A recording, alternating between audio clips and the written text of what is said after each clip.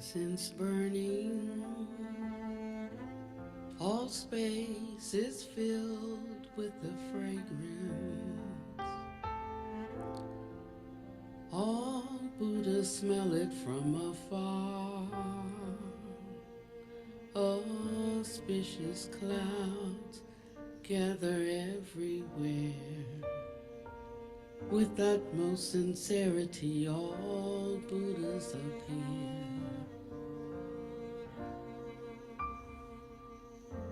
We pay homage and offer clouds of incense to the Bodhisattvas and the Mahasattvas.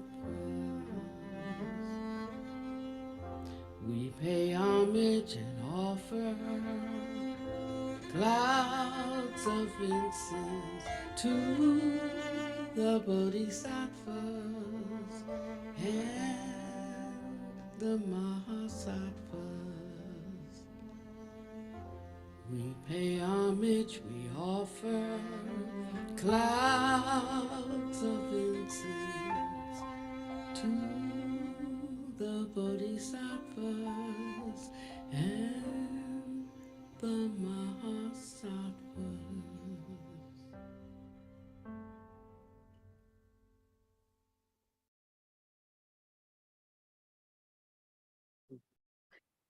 So, good morning.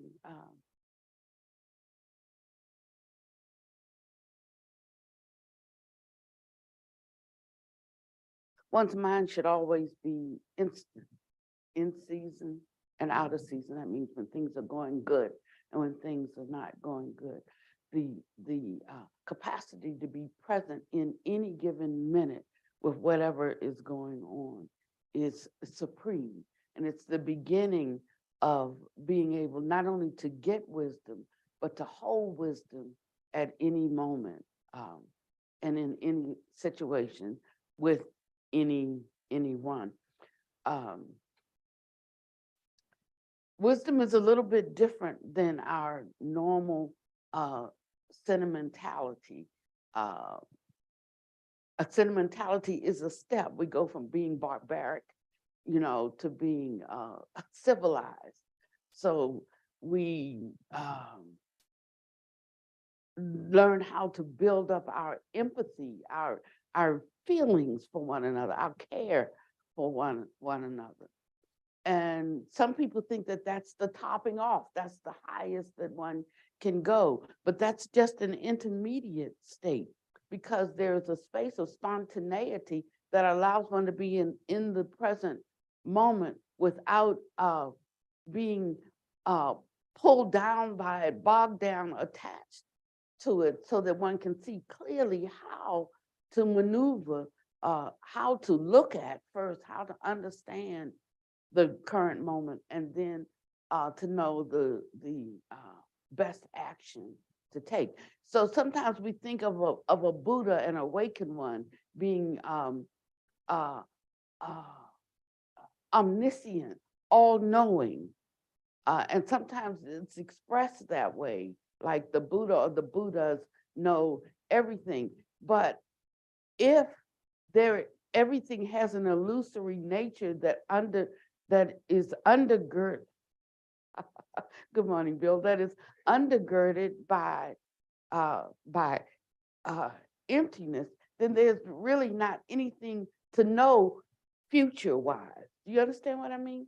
I mean, that makes knowing concrete then.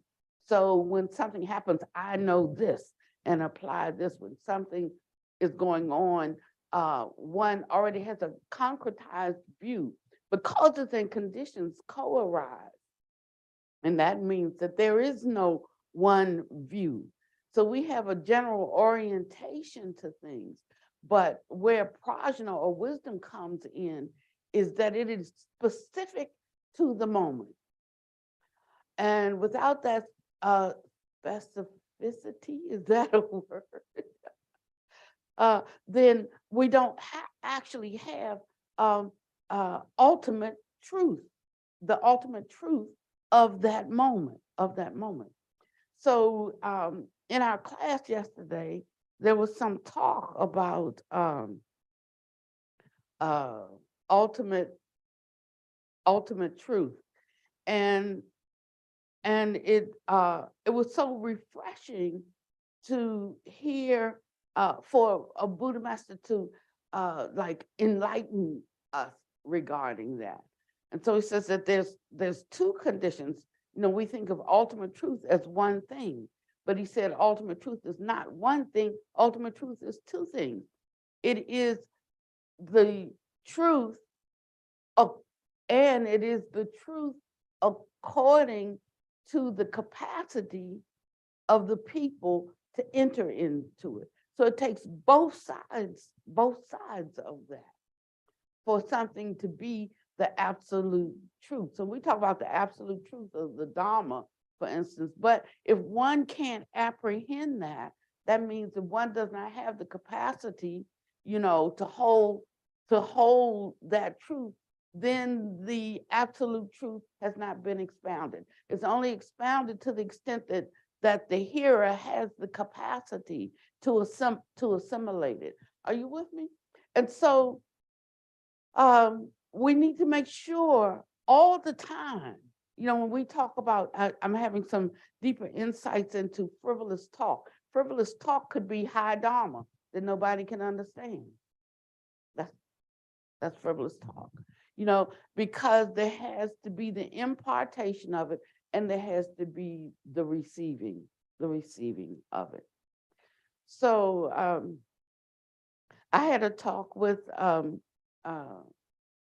well, email talk with Zizi. It's amazing how things change, you know. I didn't have a smartphone for a long time. I just had the flip, and the flip was already difficult enough for me. And finally, Sister, I think Sister Clear Grace, I think that's how recent it has been. Sister Clear Grace got me a smartphone. I ordered. She said, "Enough of this," and she ordered a smartphone. And now I carry it around all the time. But before that, like, you know, I didn't. I wasn't like available, you know, like I thought a phone, if I have a phone, that phone's for me.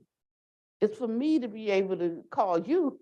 It's not to be available 24/7 to other people, you know, and like, I called you, and you didn't answer your phone. I want this for me to call out, you know, and so suddenly people expected me to be available 24/7, sleeping with the phone by your pillow, you know, just in case somebody call you in the middle of the night, or you know, and if and anybody here who works with me on a regular basis know, like, I'm up texting in the middle of the night. I don't mean for you to answer it. I don't mean for you to look at it. It shouldn't even be on. It's just that I'm sending you the message now. Look at it when you get a chance. Okay, so it doesn't mean I'm expecting, but now if you're one of those who sleeps with the phone at the pillow because you know you have to have a 411 all the time, then okay, then that's okay if that's how you want to do. But somehow we managed before now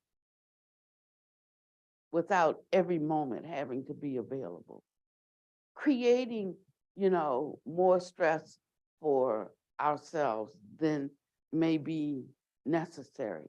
I mean, there's even a thing like if you're scared your mama might fall down the steps, like what's his name's mother did, put a special ring. That's the only one you got to look at if it comes in the middle of the night. You don't have to look at Panyawadi's message. No, I'm just sending it because I'm up working. That's all. But I have more understanding now that I'm one who does those things. So I understand the truth of it more than I did when I couldn't understand why people walked around with phones all the time and how they couldn't live without their iPhones and so forth. So I've gotten in the habit again now of not bringing it with me all the time, because it creates a kind of dependence that really kind of takes us away from where we're trying to go. I know because the earth is a globe that you can reach east by going west. But in general terms, you know, and short distances, you're not going to reach east by going west. If you want to reach someplace in the east, you have to go east. And so a lot of the things we do take us in the opposite direction of where we're trying to go. And we wonder why things are such a struggle for us.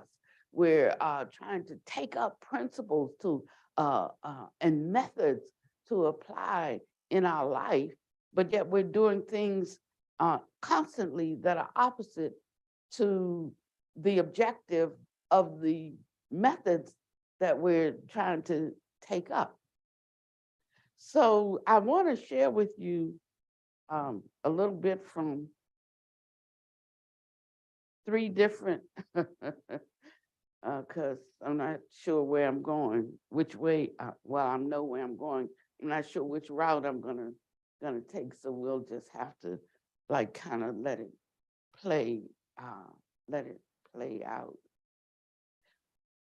Okay, so I think I'll start here in the Majjhima Nikaya, and it says, here, Ananda, an untaught, ordinary person who has no regard for noble ones and is unskilled and undisciplined in their Dharma, who has no regard for true men and is unskilled and undisciplined in their Dharma, abides with a mind obsessed and enslaved by identity view, and he does not understand, as it actually is, the escape from the arisen identity view. And when that identity view has become habitual and is uneradicated in him, it is a lower fetter.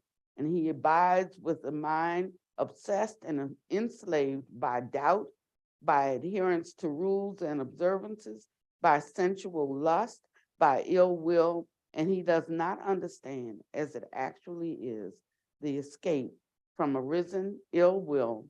And when that ill will has become habitual and is uneradicated in him, it is also a lower fetter. But a well-taught noble disciple who has regard for noble ones and is skilled and disciplined in their Dharma, who has regard for true men and skilled and disciplined in their Dharma, does not abide with a mind obsessed and enslaved by identity view. So there is a path, Ananda, a way to the abandoning of these 5 lower fetters that anyone, without relying on that path, on that way, shall know or see or abandon these 5 fetters. That is not possible.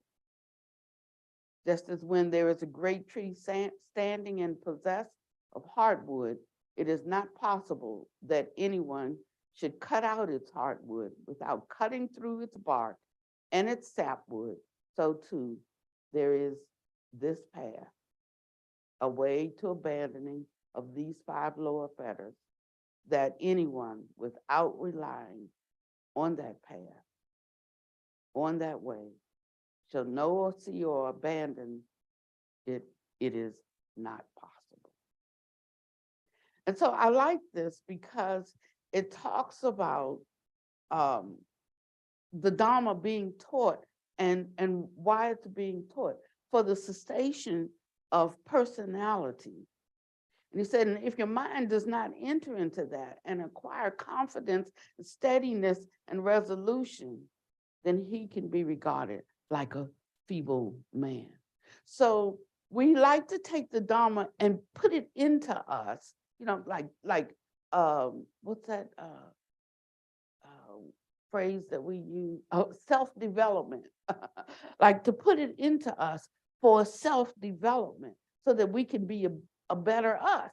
I could be a better me, But that is the opposite of what the Dharma is really designed to do. It is to uproot the identity view, not to establish it and to stabilize it, but to uproot it. So we talk about union, unity, like a universal consciousness but there's no way to have it except that the personal identity is uprooted. But we want to be in union, unity, and in universal consciousness, but y'all's consciousness is gonna have to line up with mine. That's how we really think about it, if you think about it. And so there is a basic understanding that one has to enter into certain awakened states, and that is you can't take your identity with you in there. You can't take your personality in there with you. And it doesn't mean that we don't have personality, because we do have personality, but it's about aligning the personality with what is true. And then that personality, what flows through that personality is the empty nature of the Dharmakaya, that part that is unified with everything and everyone. And so standing in front of or covering over that Dharmakaya body is this human body with its tentacles that propel or project a sense of individualness. And we pride ourselves on that. And so when there comes something that this individual doesn't want to do, that's where the problem comes, because now we're in a room with 25 individuals. So we can't do 25 different things, 25 different ways. So now that starts to create like a splinter, you know. It's not a big thing, because in general, we're all around the same thing, but in specifics, we're not, you know. So we have differing levels of consecration around awakening. We have different things that we like, different kinds of clothing, different kinds of places we like to go, different kinds of conversations we like to have. And we have those all week long, except for the hour one may come here. And then we're gonna all be on one page, right? But all the rest of that time, how much 24 hours for 7 days in that week, minus the 1 hour that you come here, we're all over the place, everybody going their own way with their own mind. So how long do you think it will take for us to be of one mind? He says, for one who is not relying on that path, for them to be able to come to this kind of understanding that that's not possible. And so that's one reason why we've been led, I feel, as we're coming together to understand what good friendship is. And good friendship is not like we're just good friends or we're in the Dharma hall, because these are my Dharma friends, these are my other friends, you know, and like these two friends, they probably don't have the same mind. So I'm this way with my Dharma friends, and I'm this way with my other friends. And we become unstable in all of our ways, and we don't make progress on the path, but we think we're making progress on the path. But he said, you know how, if you're making progress on the path, by the unity of your friendship. And so for the last 2 weeks, we've been Sue and Joe and them, Sue and them, Sue and Joe have been doing talks on good friendship.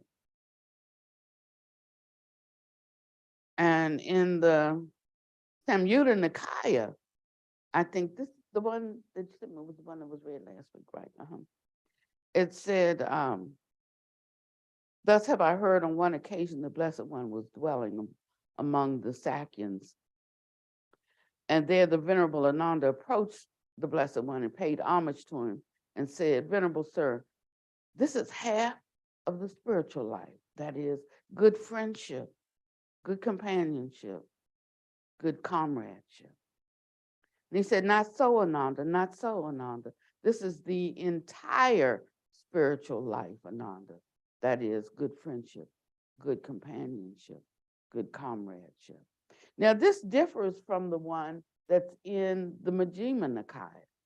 That one says they were walking around one of their compounds, and it said and there was one disciple who might have had 10 students, and they were huddled around studying there. There was another who might have only had 2 students, and they were huddled there. And there was another one who had 20 students, and they were huddled there. And this was in one community now. It wasn't just one, it was one teacher, but according to the levels of understanding and to the propensities, different ones had brought different people into the community and was working with them. But when one's capacity was insufficient, they turned them over to another more advanced practitioner in the community. And he was just looking at how they were like just in such harmony, and how sweet it was that they would sit around talking about the Dharma and so forth. And he said, this is half of the spiritual life, because of course the other half is like doing your personal practice, doing your meditation, etc. Right? And he said, so this good friends in the Dharma, this is half of the spiritual life. And the Buddha said, oh, don't say that. It is the whole of spiritual life. Good friends in the Dharma is the whole of spiritual life. Now it says, he says, this is half of the spiritual life: good friendship, good companionship, and good comradeship. So there's friendship, there's companionship, and there's comradeship. Now, if there were one thing, you would just said one thing, but because he said 3 things, that's 3 things. That's 3 aspects to how we relate to one another. So good friends, we may have friends, but friends are not necessarily, like our companions.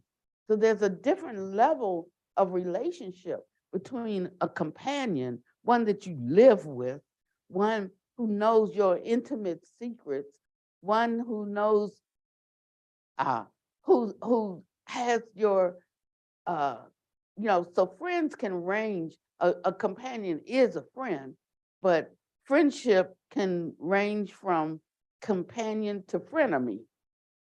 Y'all know what a frenemy is, okay? And so, so some friends you keep them a little bit at a distance. Some friends you can bring very, very close. But he's talking about a friendship in the Dharma, a friendship in the Dharma. So that's a little different thing than just friendship. It's around the most fundamental and important investigation of your life. So I got an email that asked me where were, are we online? Are we open? Okay.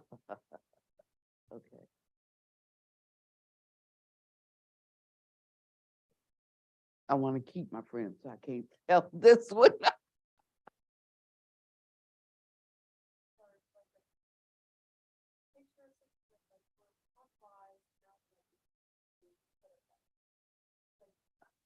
Okay, so if you pause it right now, that'll confuse people. Okay, okay. This was an important point, but you see, that's why it's a blessing to be in a place where you can get the 411, where you can get the deep understanding. You know, a Buddha master would often talk, and he says, you know, you have to realize how fortunate you are to be here to hear this Dharma today, because it's something that'll wake you up. If it was something that would, you know, if it was for everybody, then you would have to know that it's not that much to it, because wide is the path to perdition, you know, but narrow, this path is narrow. So the further you go, it's like, you know, going up a mountainside. The mountainside goes to this way until you perched at the pinnacle. It doesn't, the mountain doesn't go this way. And so when you're following the crowd, there's going to be a wide path, you know, but the closer you start moving towards truth, actually the more narrow the path, just simply because less people trod it, less people beat down the grass and create a road. You know, it's not that it is insufficient by any means. It's just that because of our delusion, our great delusion, the path doesn't look that delightful. And that's because we're stuck in our illusory sense of a separate self. But in that space underlying that, as if I were like naked and wrapped with so many clothes, this you could say is the self, the separate self. But in this practice, we're tossing off the clothing so that we can come to that which is true, which is fundamental, and which it was before birth, and which is after death.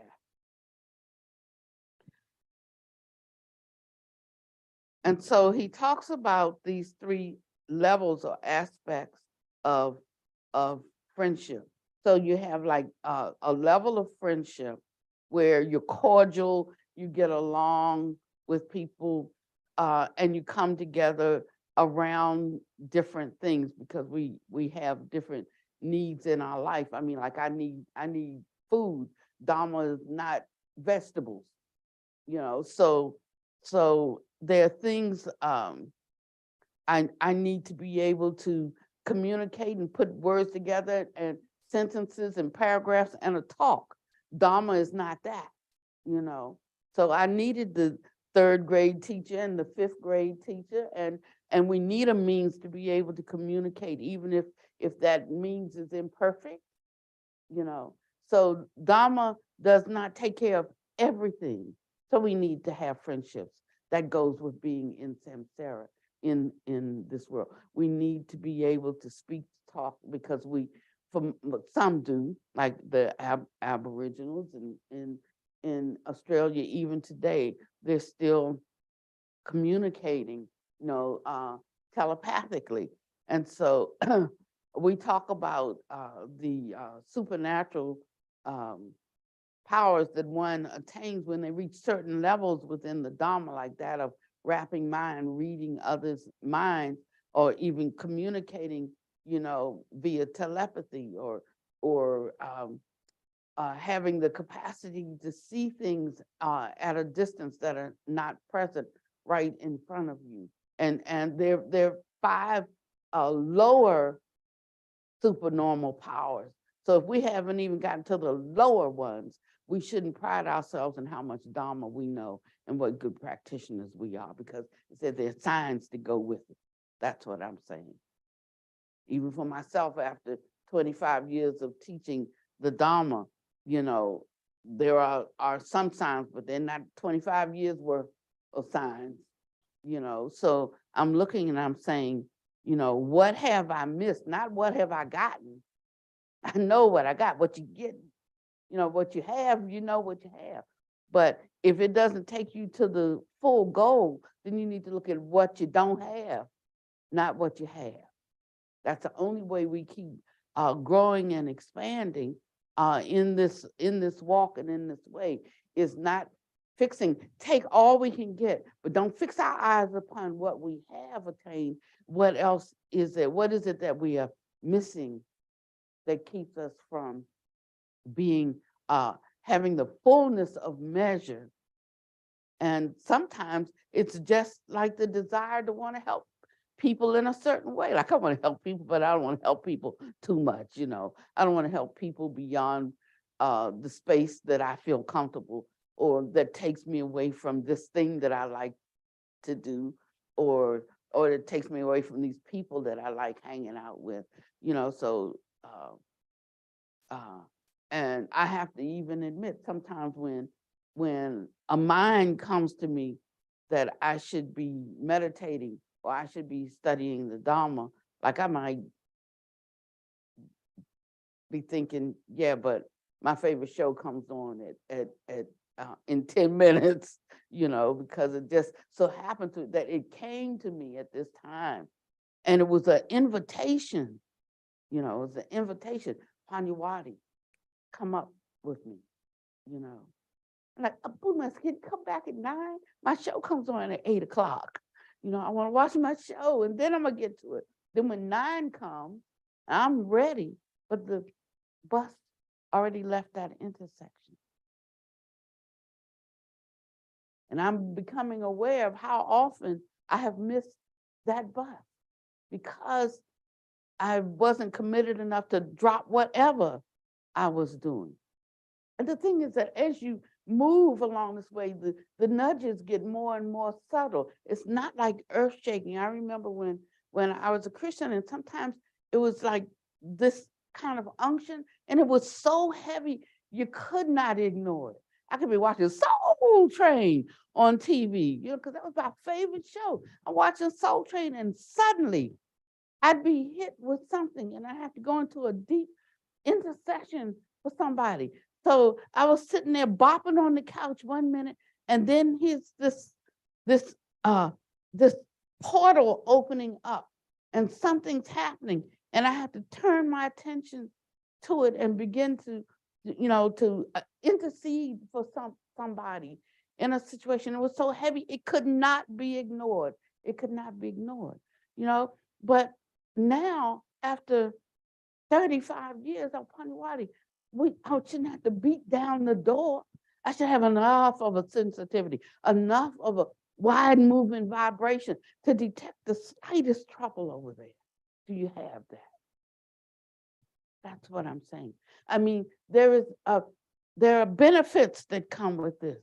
Benefits for serving sentient beings is what I'm talking about. And we have the wondrous opportunity to step into that level of walk, that level of light, that level of union. But it takes something. And so he talks about friendship. You know, they would always say, my brother went to jail, and he was arrested for a robbery. Now, he was home that night. We were his alibi, but that didn't matter because when he had to go in for a lineup, the detective told him, just pick any of them, all of them are bad. And even if he wasn't the one who did it to you, he's done it to somebody else. And even if he wasn't with them that night, that's the crew who goes out robbing folks, you know. So now I don't know whether my brother robbed people or not. I know he didn't that night, but I don't know whether he robbed people or not. All I know is that he hung with people who did that. Birds of a feather flock together. So one can be assessed or judged by who they hang with. And you can know something about yourself by who you hang with, what you find enjoyable, what you, the kind of conversation. And if they're all conversations about me, then one can know that they're stuck in identity view, and they can look out at those that they associate with, and they can know something about themselves. And this doesn't always get into whether somebody's just good or just bad. That's just a very loose discrimination, you know. It could be whether someone's naive or whether they're wise, you know, whether someone is thoughtful and the degree to which they are thoughtful, you know.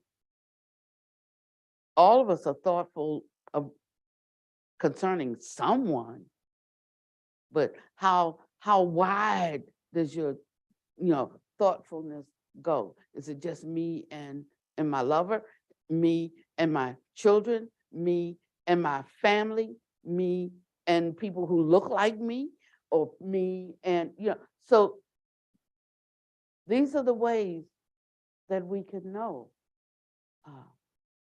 ourselves. And so he said, how, Ananda, does a monk with a good friend, a good companion, a good comrade. So a companion's a little bit closer. That's your buddy, you know, that's the one you're in lockstep with. So you could be in a group of 10 and 2 of them are really close buddies. You know, I mean, all buddy with everybody, but these 2 particularly close. You know how this is. This is just real life 101. And so within that group, there can be a couple of other subgroups that are a little closer. So when you start to have the subgroups that are a little closer, you start to create something in those subgroups that depending on how the others are, can bring up some jealousy, but it's closer to her. You know, like they always go out together, you know, or if there's, I knew she was going to take her side, you know, and so we have to. It's natural that when we spend a lot of time with some, we become closer to them because we know them better. You know, it's like, you know how people and their dogs start looking alike. I mean, they do. So that even goes for dogs and humans. How much more humans and humans? You know, so we shouldn't be bothered by that, and we shouldn't bother anyone with that. That means that if there is one, should have a certain truthfulness within them that they don't like just take up for because that's my friend. The Dharma has to be a greater friend than that, so that there can be impartiality, you know, and one doesn't have to be afraid that they don't dwell as safely as another. And so that's where straight talk comes in. Whether it's friend or whether it's foe, straight talk. If something needs to be handled, handle it. If something needs to be, you know, talked about, talk about it. And if something needs to be done, and there is a consensus that that's the thing that needs to be done, do it. But sometimes if we're naive, we get confused about that. Well, I thought you're supposed to love everybody. Yeah, we do love everybody, but love comes with something. You know, we think about love constrains. Love holds something together and holds it safely. So if there's somebody who's raising hell and destroying the community, love is, you know, you don't have to go away mad, but you do have to go away. But before that, those who are strong should bear the infirmities of the weak. You see, so it works on both sides. First, the strong bear the infirmities of the weak to try to give them time to assimilate, to decide what they can do. But then it becomes a place where it's hurtful if you're trying to force you know, a person to live and move beyond their capacity, or if it's not beyond their capacity, beyond their will, beyond what they're willing to do, what they want to do. Then there has to be a conversation about it. So that's not a conversation where we're revealing secrets and talking about somebody who's not present. It's like they're like this. This is how we function. What are we going to do about that? That's a conversation. And if we've already had the conversation with these over here and saying, this is incongruent, this is not our agreement.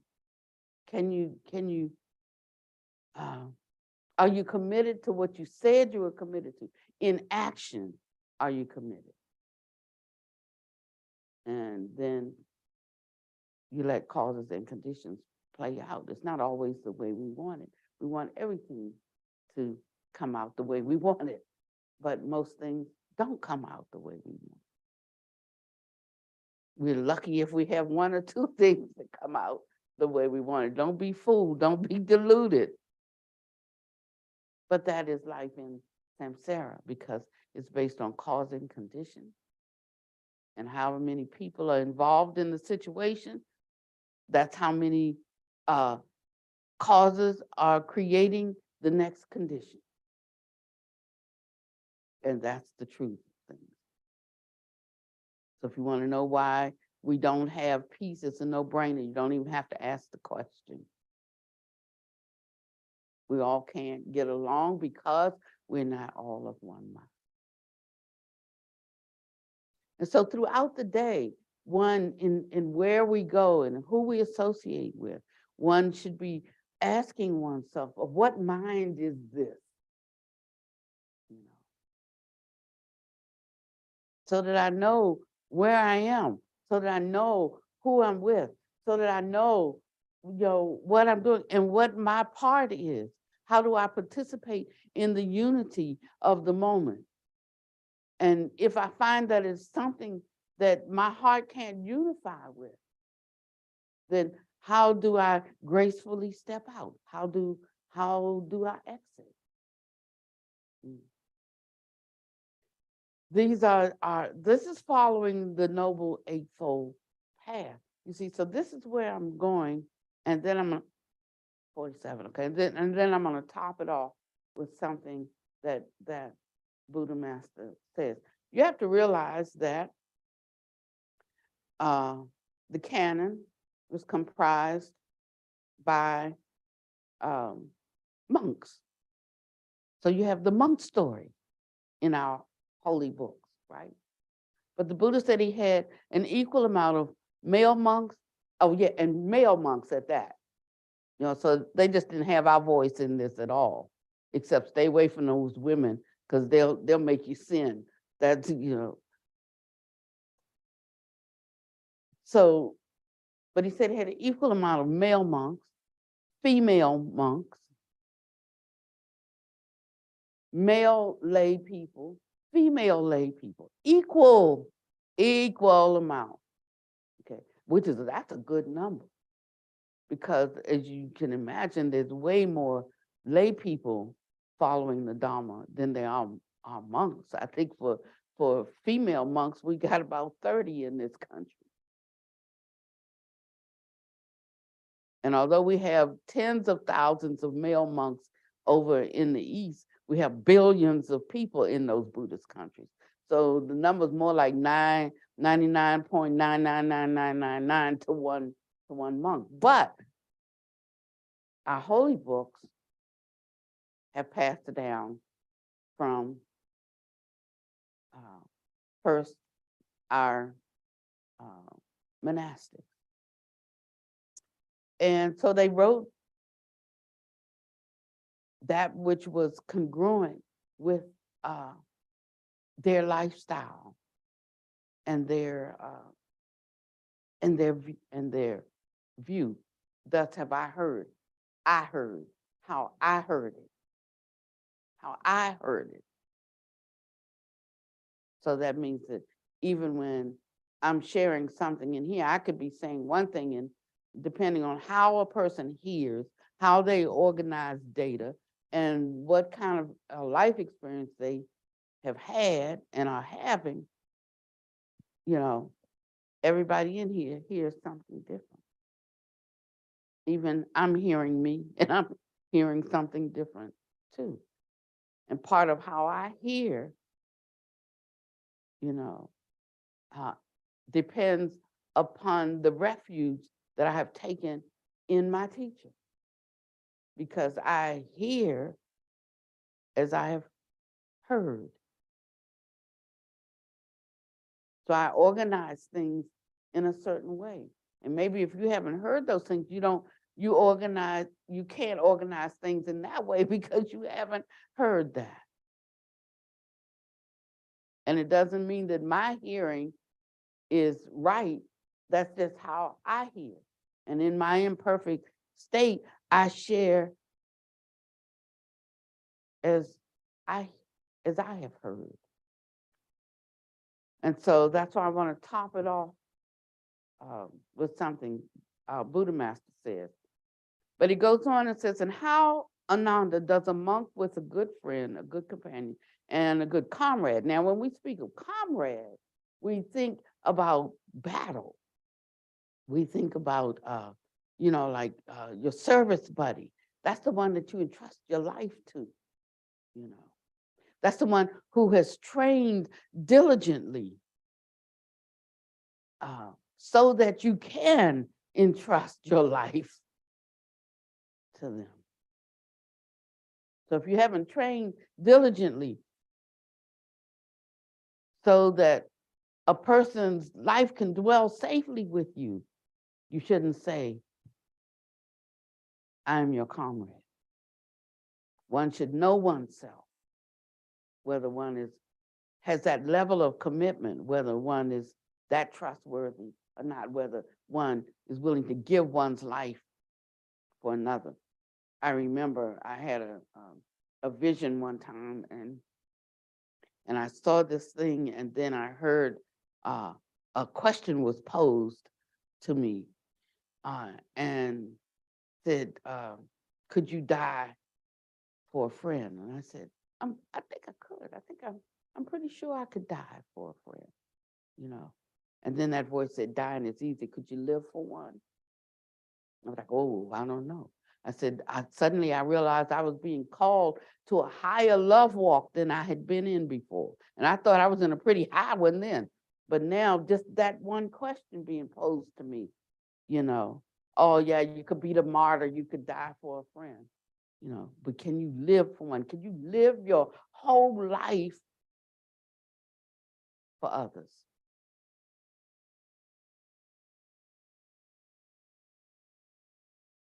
And depending on the extent to which you can do that, then you can know your quality and your qualification to lead and guide others. What is the level of your surrender of your own life for the sake of others? Now, that's just a question that you need to ask yourself. And it's a question that we should really bear in mind because we are moving so fast right now. We have gotten on the A train. I mean, can you see the progress that we're making right now? Can you see, like, just in the past few months, the extraordinary manifestations that are occurring, not openly, but in our private chambers, the insights that we're getting, not something for everybody to know, but the personal insight for each one of us. Panyawali, look right there. You see that little blind spot right there? You need to take care of that. Panyawali, why are you denigrating yourself about that? Can't you see, that you have the good fortune to be able to realize this or to do that? Stop talking nonsense. Or, so it's that way that we are in a space now, and it's not by chance, but it's because we have actually have the merit to enter into this level of the Dharma. This is not an accident, you know. It's not what it called serendipitous. Is, you know, like serendipity. It's not. It's earned, whether in this life or in some past life, to be able to hear truths that awaken us. So we are constantly awakening to deeper and deeper illuminations of reality. And so he says, and how, Ananda, does a monk with good friends, good companions, good comrades develop and cultivate? Develop and cultivate. If you thought cultivation was a new word, it's not. Develop and cultivate the Noble Eightfold Path. And I love this particular rendition because it says something different than how it has been said in other passages. Here, a monk develops, because he was talking to a monk, develops right view, which is based upon seclusion, dispassion, cessation, and maturing in release. So we have to have more than seclusion. There's more beyond dispassion. And cessation of what? Cessation of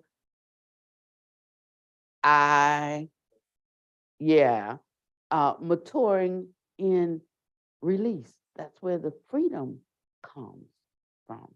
Okay, but then it says, he develops right intention, right speech, right action, right livelihood, right effort, right mindfulness. So that was 6 more.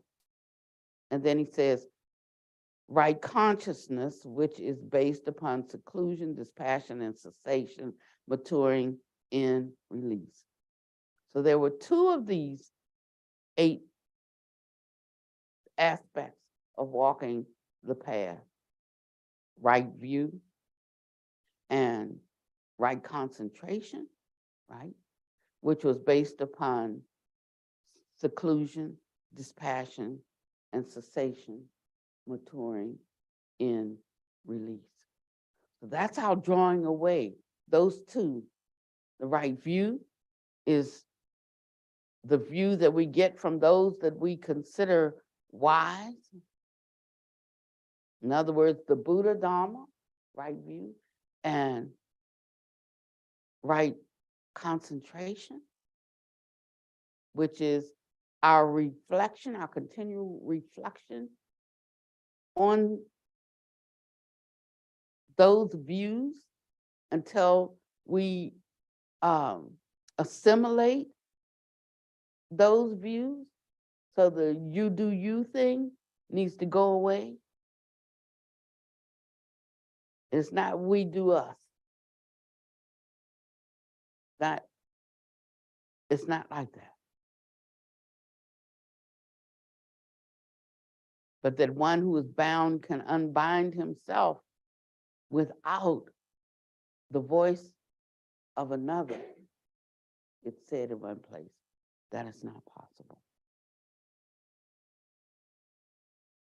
And so there's something for us to think on, to ponder on, to contemplate, to put it up again, to see the reasoning of it. And then we have to incline our mind in that way.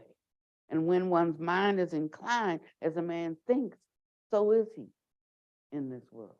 If you can't think you can't do anything, you won't do anything. If you think you can do something, you will do something. What will you do?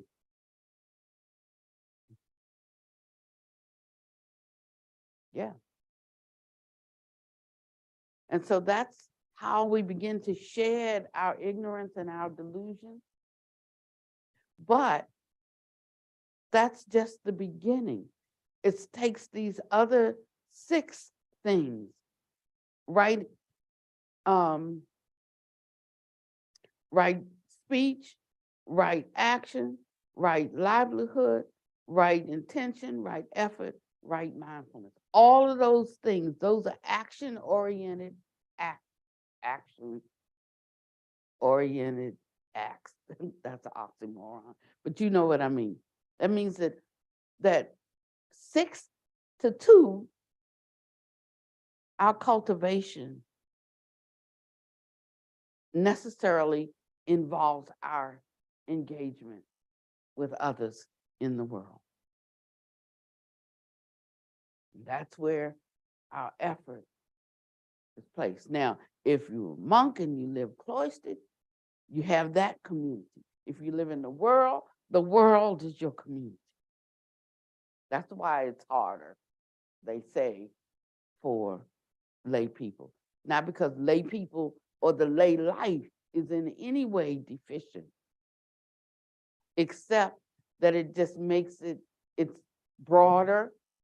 And so it makes it more difficult because you are collected, you're gathered together with people who are not on a path of awakening.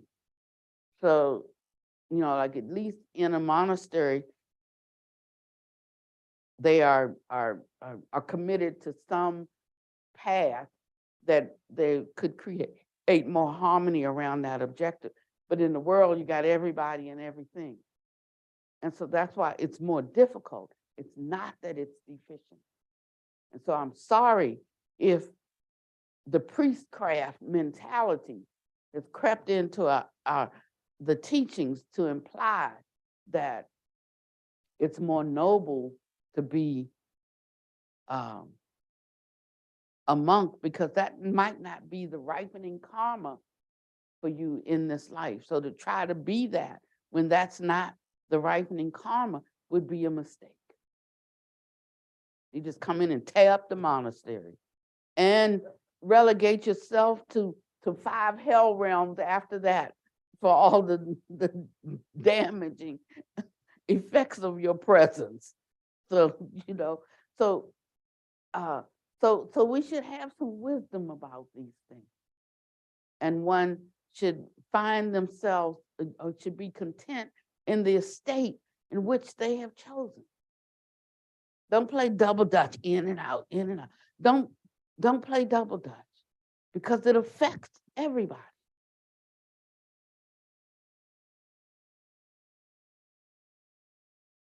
And when one realizes that, then one will do what's good for the whole, because it'll be of one mind. So that means that we have to learn that if we're too high, we have to bring ourselves down. If we're too low, we have to bring ourselves up. I can't go around all the time dragging around somebody. I'm so unworthy. I'm so unworthy. And I'm dragging them around. I'm carrying me and I'm carrying you. And at the same time, having to knock down egos all the time gets tiring. It's enough for me to knock down my own. We all have to do our work. And when we do that, we see the whole is one unit, one single entity. And then we start blending, which we are doing very much. This is encouragement talk. This is not a fussing talk. It's blending like milk and water. And they mix not like oil and water, but like milk and water. They like blend so completely that you can't separate it out. You cannot separate it out. It's only if the milk curdles, then it starts to separate out. And you have the curd up at the top and the water drops down to the bottom.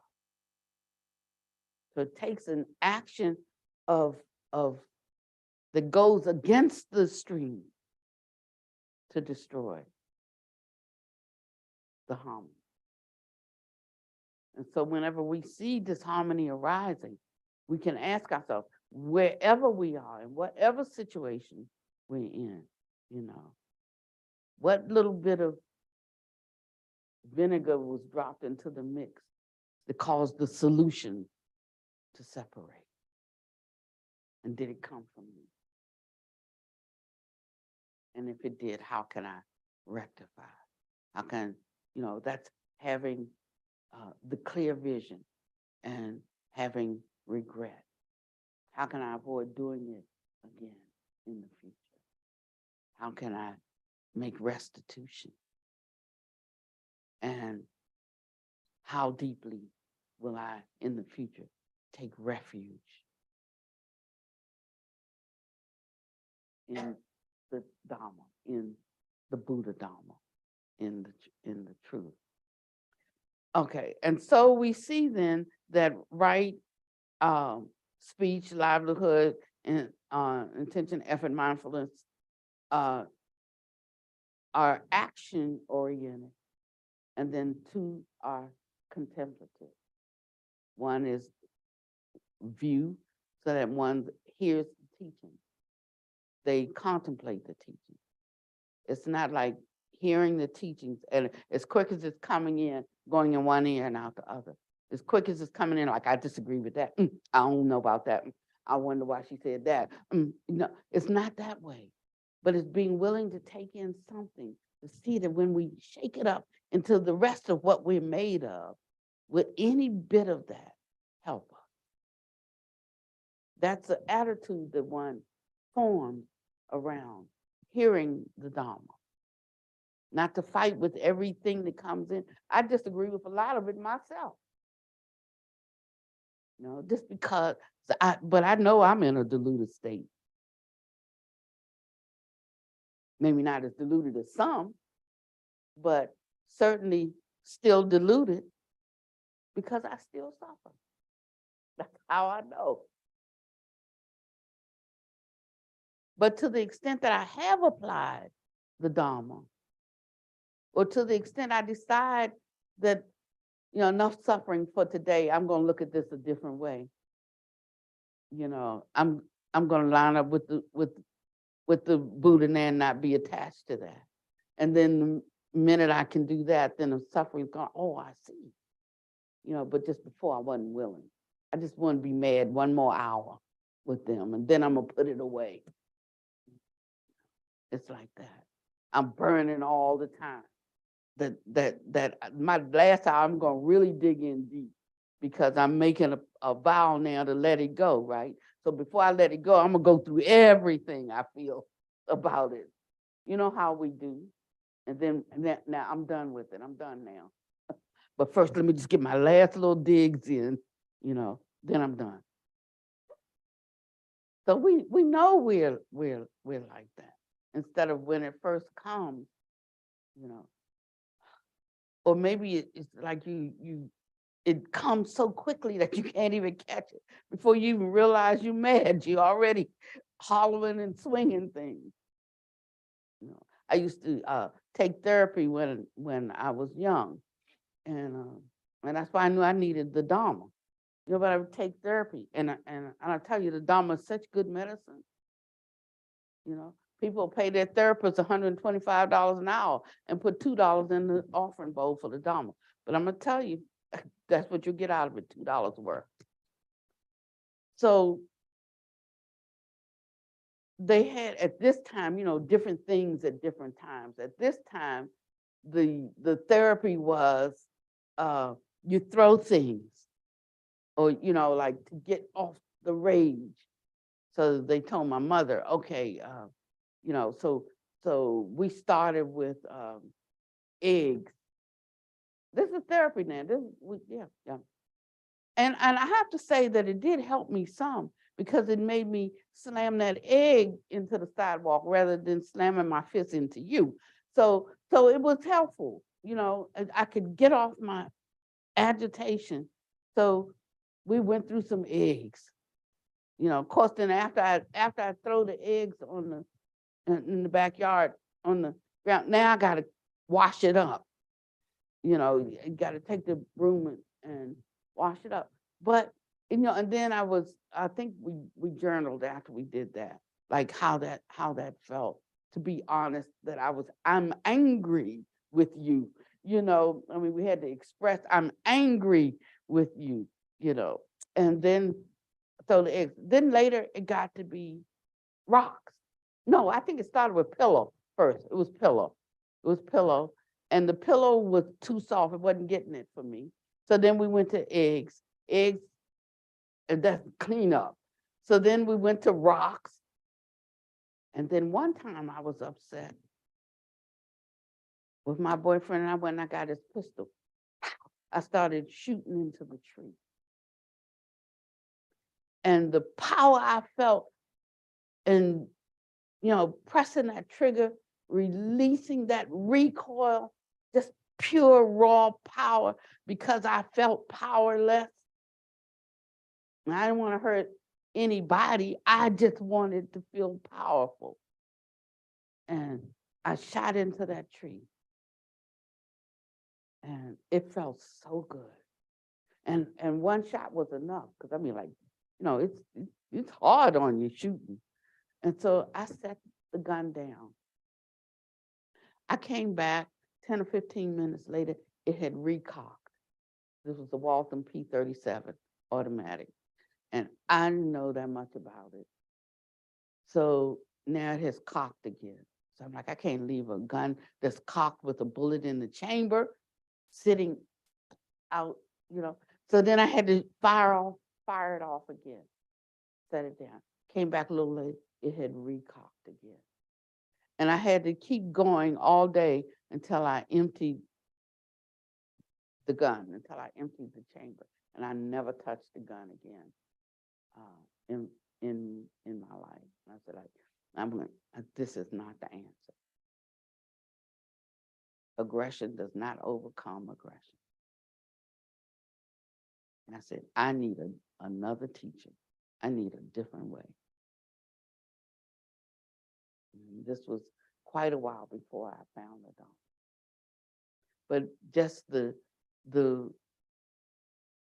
seeing that aggression does not overcome aggression, that hate does not overcome hate. I learned something. And I found a bit of my true self. And that started my spiritual journey, just in needing to overcome my own aggression. So I like to close with a reading from Buddha Master, just 2 paragraphs. It says, one should contemplate illumination prajna as one's purpose. Illumination prajna, that's what Shakyamuni Buddha would call right concentration. Illumination prajna. The illumination comes from whose mind? Who? One's own mind?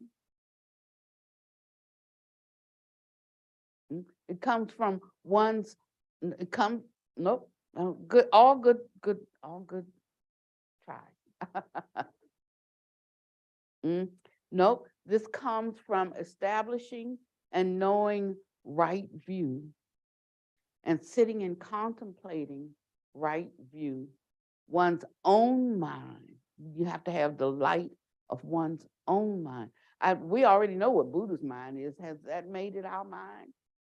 No, it only becomes our mind when we contemplate it and our inner light aligns with it. So it could be we can read Buddha Dharma all day long and we're never gonna become Buddhists. It's only when our mind lines up with that mind that the inner light says to us, this is the path, this is the way, this is the way for me. So that kind of illumination then should be one's purpose, using it as a fundamental guide and a specific direction towards becoming a Buddha. And when living beings are in delusion, they must know they are completely deluded. Once awakened, however, they reach understandings on their own. Now that's a key point. So awakening, these first levels of awakening don't mean awaken in the way that we think of awakening. They more align with agreement of what is the way, what is the right way. And once they come into that agreement with the Dharma, once awakened, they reach understanding on their own. So there's a gap between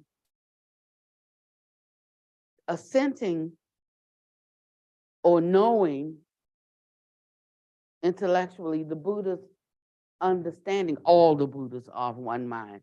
So I'll just say the Buddha, and that means all awakened beings, and knowing what their mind is.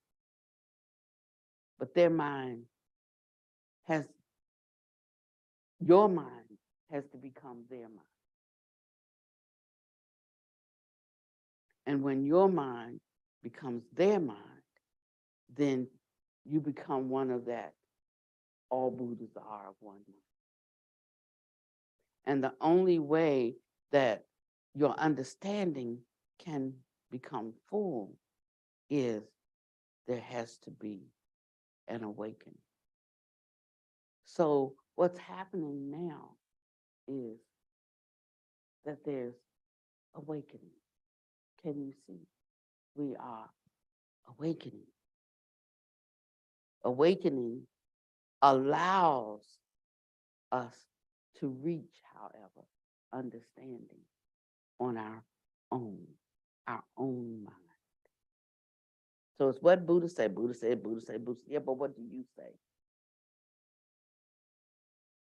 It's more than just what Buddha said to me. My mind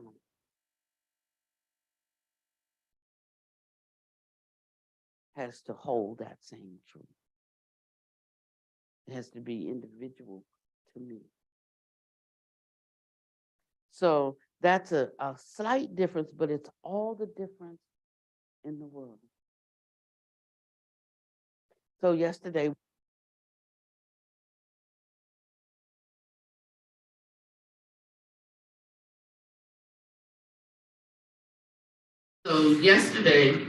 we were having in our class, we were having a conversation, and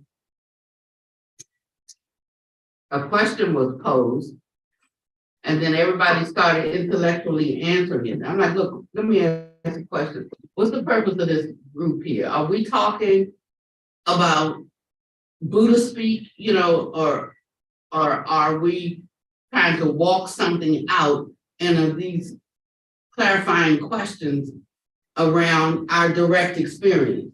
Because otherwise I can read the book myself. I could tell you the same thing you're telling me. But I'm saying direct experience is, there's an inquiry that takes place through direct experience that's not just reading and Paul parroting and spouting empty theories. Yeah. And so what's this group about? Because I want to know. Because I didn't want to waste my time, doing that. I got my own group we can sit around and spout empty theories. I don't have to join somebody else's. So I wanted to know what are we doing? What are we doing here? Are we examining our direct experiences and sorting out or bringing the Dharma into that? Or are we just having like I know more than you conversation around what Dharma said? And I don't know, I'm not sure that went over that well. But that's what I'm interested in. I want to know directly what's happening with me. Don't you? No. I want to know exactly where I am. I want to know how to live things in a certain way, not just talk about them. And I want the proofs to be manifest in the world. To have the capacity and the ability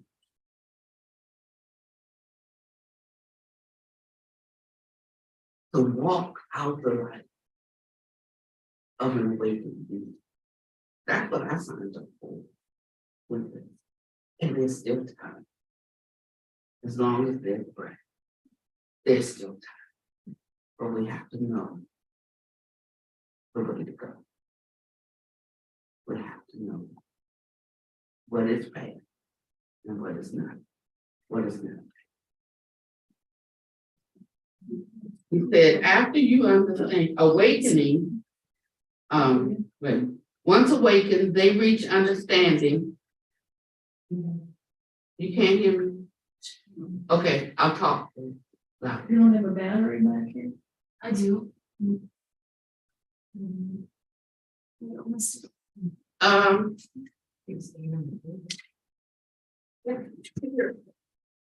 Come sit right here. Because that's gonna be faster, because I'm at the end. I apologize. That's all right. You can come closer.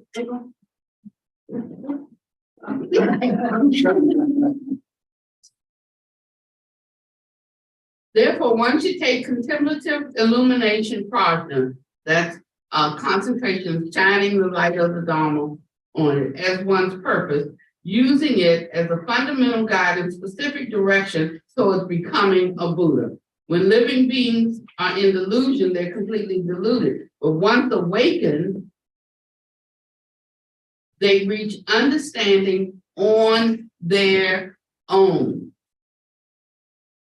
Some people reach a low level of awakening, while some reach deep awakening. Some see great brightness instantly, achieve transcendence, and directly enter the state of realization.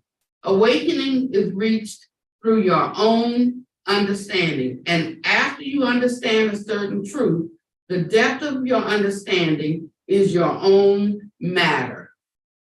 It will not be clear as to how deep your awakening is. On the other hand, you cannot even see a little bit of your true Buddha nature if you are deluded. Thus, the sixth patriarch of the Chan school, and I think that they're speaking of Zen here, said, when I am deluded, my master ferries me across. When I am awakened, I ferry myself. I said that one should rely upon a master to cross over. When you are deluded, you need a teacher to ferry you. This means that your master explains to you the doctrine so that you can understand the truth.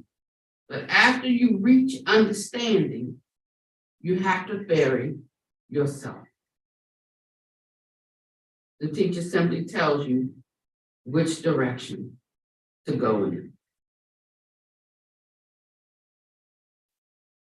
It is not possible for me to cause you to suddenly achieve meteoric success. I can only explain principles to you. It's up to you to realize and awaken to these principles. I tell you, we have a special Buddha Dharma that you can practice and through which you can accomplish liberation as quickly as possible. However, it will depend on your own faith and your own confidence and how you exert yourself and how you cultivate yourself in accord with that Dharma so that you can receive guidance and transmission. It is not that there are no methods, but those methods are truly not easy to come by. But I ask you, how could there not be such Dharma? And I'm gonna close right there. And I wasn't shouting at y'all, I was just trying to speak loudly so that they could continue to hear it on the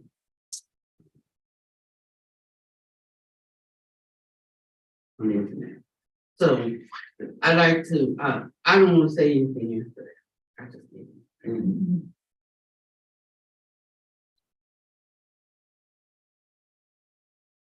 Thank you all so much for your practice.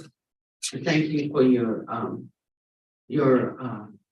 attentiveness and your commitment to your own progress, because it is definitely visible and shown. And I feel so sad that I have some limitations on what we can broadcast right now, because it's a Dharma that everybody needs to hear. But the conditions have to be right for you to be able to hear. Your conditions are right because you're here. But pray for the ripening of merit for sentient beings, that they will have the opportunity to hear such a liberating